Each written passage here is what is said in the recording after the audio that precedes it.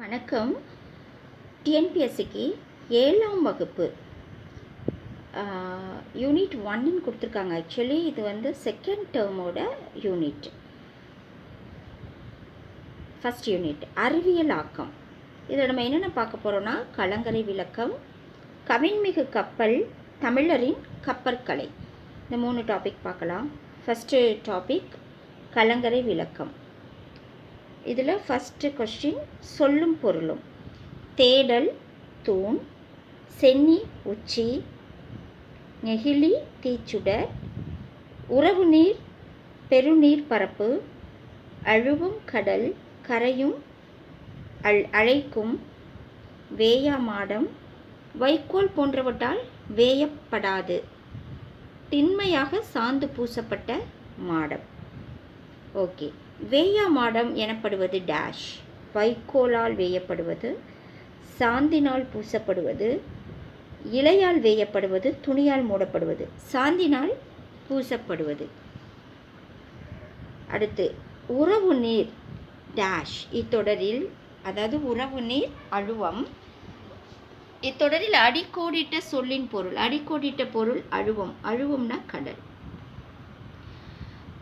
கடலில் துறை அறியாமல் கலங்குவன டேஷ், மரக்கலங்கள். தூண் என்னும் பொருள் தரும் சொல் மதலை. அடுத்து பெரும்பானாற்று படையின் பாட்டுடை தலைவன் தொண்டைமான் இளந்திரையன். பெரும்பானாற்று படை நூலின் ஆசிரியர் கடியலூர் உருத்திரன் கண்ணனார். உருத்திரங்கண்ணனார் டேஷ் என்ற ஊரில் வாழ்ந்தார். கடியலூர். கடலில் துறை அறியாமல் கலங்குவது டேஷ், மரக்கலங்கள். கடற்பயணம் சென்று கரை திரும்ப தமிழர் கன்ற தொழில்நுட்பம் கலங்கரை விளக்கம். அதுவே ரிப்பீட்டட் ஆயிருக்கு கொஸ்டின். உருத்திரங்கண்ணனார் டேஷ் ஊரில் வாழ்ந்தவர். கடியலூர். 10 பாட்டில் உள்ள பெரும்பானாற்று படை, பட்டினப்பாலை ஆகிய நூல்களை இயற்றியவர் கடியலூர் உருத்திரங்கண்ணனார். பெரும்பானாற்று படையின் பாட்டுடை தலைவன் தொண்டைமான் இளந்திரையன். பிரித்து எழுதுக கொடுத்துருக்காங்க. மரக்கலங்கள், மரம் கூட்டல் கலங்கள், 10 பாட்டு 10 கூட்டல் பாட்டு, முல்லைப்பாட்டு முல்லை கூட்டல் பாட்டு, அம்மாடத்தில் ஆ கூட்டல் மாடத்தில் அம்மாடத்தில், தீச்சுடர் தீ கூட்டல் சுடர் தீச்சுடர். பொறுத்துக சென்னி, நெகிழி, உறவு நீர், அழுவம். இதில் சென்னினா உச்சி, நெகிழி அப்படின்னா தீச்சுடர், உறவு நீர் பெருநீர் பரப்பு, அழுவம் கடல். அடுத்த கொஸ்டின். உருத்திரங்கண்ணனார் பற்றி குறிப்பு வரைக. இவர் வந்து கடியலூர் உருத்திரங்கண்ணனார் சங்ககால புலவர்களில் ஒருவர். இவர் கடியலூர் என்ற ஊரில் வாழ்ந்தவர். இவர் 10 பாட்டில் உள்ள பெரும்பானாற்றுப்படை, பட்டினப்பாலை ஆகிய நூல்களை இயற்றியுள்ளார். ஆற்றுப்படை இலக்கியம் என்றால் என்ன? வள்ளல் ஒருவரிடம் பரிசு பெற்று திரும்பும் புலவர், பாணர் போன்றோர் அந்த வள்ளலிடம் சென்று பரிசு பெற பிறருக்கு வழிகாட்டுவதாக பாடப்படுவதுதான் ஆற்றுப்படை இலக்கியம். 10 பாட்டு நூல்கள் யாவைன்னு கேட்டிருக்காங்க. கண்டிப்பாக இதை தெரிஞ்சிருக்கணும். திருமுருகாற்றுப்படை, மதுரை காஞ்சி, பொருணராற்றுப்படை, நெடுநல்வாடை, பெரும்பானாற்றுப்படை, குறிஞ்சிப்பாட்டு, சிறுபானாற்றுப்படை, பட்டினப்பாலை, முல்லைப்பாட்டு, மலைப்படுகடா. அடுத்த கொஸ்டின் அடுத்த டாபிக் கவின்மிகு கப்பல். சொல்லும் பொருளும். உரு அழகு, வெங்கம் கப்பல், போழ விளக்க, எல் பகல், வங்குள் காற்று, கோடு உயர் கடை உயர்ந்த, நீகான் நாவாய் ஓட்டுபவன். அடுத்து மாட ஒள்ளெரி கலங்கரை விளக்கம். இயற்கை வங்கூல் ஆட்ட. இதில் அடிக்கோடிட்ட சொல்லின் பொருள் டேஷ் கேட்டிருக்காங்க. காற்று. வங்கூல் அப்படின்னா காற்று. மக்கள் டேஷ் ஏறி வெளிநாடுகளுக்கு சென்றனர். வங்கத்தில்.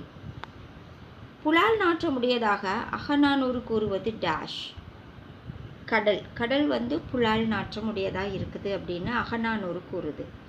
பெருங்கடல் என்னும் சொல்லை பிரித்தெழுத கிடைப்பது பெருமை கூட்டல் கடல், பெருங்கடல். இன்று கூட்டல் ஆகி என்பதனை சேர்த்தெழுத கிடைக்கும் சொல் இன்றாகி. எதுக இடம்பெறாத இணை இரவு இயற்கை. அதாவது முதல் எழுத்து ஒன்றி வந்துச்சுன்னா அது வந்து மோனை இரண்டாவது எழுத்து ஒன்றி வருது அப்படின்னாக்கா அது எதுகை. இதில் எதுகை இடம்பெறாத இணை அப்படின்னாக்கா இரவு இயற்கை. ஏன்னா இதில் இரண்டாவது எழுத்து ஒன்றி வரல, முதல் எழுத்து ஒன்றி வந்திருக்கு. பொறுத்துக. உரு, போல, வங்குள், கோடு உயர். ஃபர்ஸ்ட் ஒன், உருனா அழகு, போல பிளக்க, வங்குள் காற்று, கோடு உயர் கரை உயர்ந்த. அடுத்த கொஸ்டின், நெடுந்தொகை என்று அழைக்கப்படும் நூல் அகநானூறு. கலித்தொகையில் மருதத்திணை பாடல்களை பாடிய புலவர் மருதன் இளநாகனார். கவின்மிகு கப்பல் என்ற தலைப்பில் அமைந்த பாடல் இடம்பெற்ற நூல் அகநானூறு. எல் என்ற சொல்லின் பொருள் பகல். பெரிய கடலின் நீரை பிளந்து கொண்டு செல்வது நாவாய். கலங்கரை விளக்கம் என்னும் பொருள் தரும் சொல் மாட ஒள்ளெரி. பொறுத்துக. வங்கம், நீகான், எல், மாட ஒள்ளெரி. வங்கம் அப்படின்னா கப்பல், நீகான் நாவாய் ஓட்டுபவன், எல் பகல், மாட ஒள்ளெரி கலங்கரை விளக்கம். கலித்தொகையின் மருதத்திணையில் உள்ள 35 பாடல்களையும் பாடியவர் மருதன் இளநாகனார். அகநானூறு டேஷ் பாடல்களை கொண்டது, 400 பாடல்களை கொண்டது. அகநானூரை டேஷ் என்றும் அழைப்பர், நெடுந்தொகை என்றும் அழைப்பர். அடுத்து தமிழரின் கப்பற்கலை, அந்த டாபிக் பார்க்கலாம். தமிழரின் சிறிய நீர்நிலைகளை கடக்க பயன்படுவது ஓடம். கொடுத்திருக்க 4 ஆப்ஷனில் ஓடம் தான் சிறிய நீர்நிலைகள். தொல்காப்பியம் கடற்பயணத்தை டேஷ் வழக்கம் என்று கூறுகிறது, முன்னீர் வழக்கம். கப்பலை உரிய திசையில் திருப்புவதற்கு பயன்படும் கருவி சுக்கான்.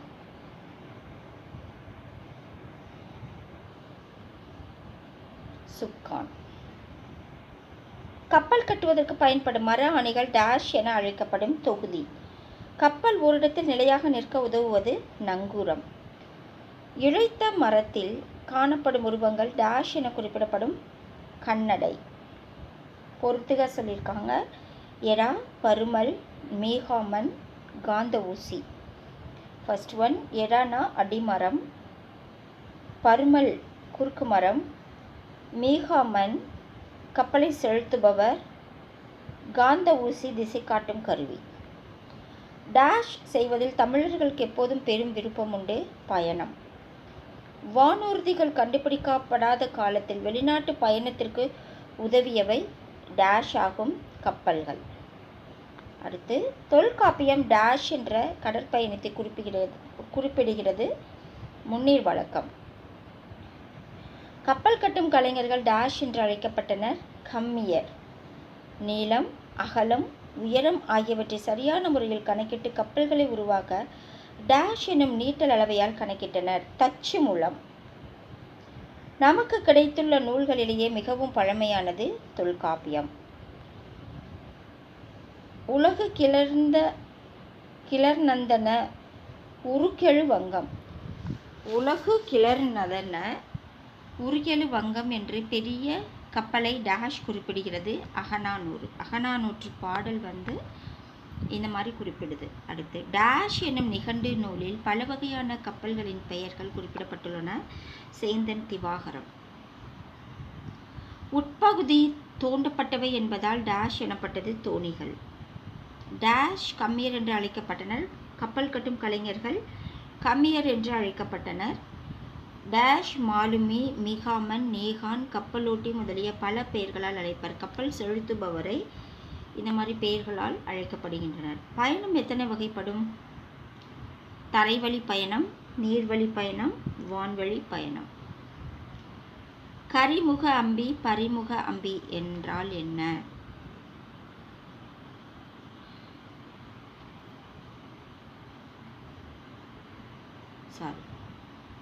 கரிமுக அம்பி அப்படின்னா பெரிய படகுகளில் முன்பக்கத்தை யானை தலையை போன்று வடிவமைப்பது கரிமுக அம்பி. பரிமுக அம்பினா பெரிய படகுகளில் முன்பக்கத்தை குதிரை தலையை போன்று வடிவமைப்பது பரிமுக அம்பி. கப்பல்கள் கட்டும் தமிழர்கள் பற்றிய வாக்கர் கூற்றினை எழுதுக. ஆங்கிலேயர் கட்டிய கப்பல்களை 12 ஆண்டுகளுக்கு ஒரு முறை பழுது பார்க்க வேண்டும். ஆனால் தமிழர்கள் கட்டிய கப்பல்களை 50 ஆண்டுகள் ஆனாலும் பழுது பார்க்க வேண்டிய அவசியமில்லை என்று வாக்கர் என்னும் ஆங்கிலேயர் கூறியுள்ளார். இதை டிஎன்பிஎஸ்சிக்கு கேட்டாலும் கேட்பாங்க, பார்த்துக்கோங்க. தமிழர்கள் பயன்படுத்திய பாய்மரங்கள் என்னென்னு கேட்குறாங்க. பெரிய பாய்மரம், திருக்கைத்திப்பாய் மரம், காணப்பாய் மரம், கோசுப்பாய் மரம், இதெல்லாம் அவர்கள் பயன்படுத்திய பாய்மரங்கள். கப்பல் செலுத்துபவர்களுக்கு வழங்கும் வேறு பெயர்கள் மாலுமி, மேகான், நேகான், கப்பலோட்டி. தொகுதி என்றால் என்ன? தொகுதினா இரும்பு ஆணிகள் துருப்பிடித்து விடும் என்பதால் மரத்தினால் ஆன ஆணிகளையே பயன்படுத்தினர். இதுக்கு தான் தொகுதி அப்படின்ற பேர் கொடுக்குறாங்க. ஸோ இதனோட இந்த சாப்டர் முடியுது. உங்களுக்கு இந்த வீடியோ பிடிச்சிருந்தா லைக், ஷேர், கமெண்ட் பண்ணுங்கள். மறக்காமல் சப்ஸ்கிரைப் பண்ணுங்கள். நீங்கள் கொடுக்குற ஒவ்வொரு லைக்கும் தான் எனக்கு அடுத்த வீடியோ போடுறதுக்கு ஒரு மோட்டிவேஷனாக இருக்கும். நன்றி. நம்ம அடுத்த வீடியோவில் பார்க்கலாம்.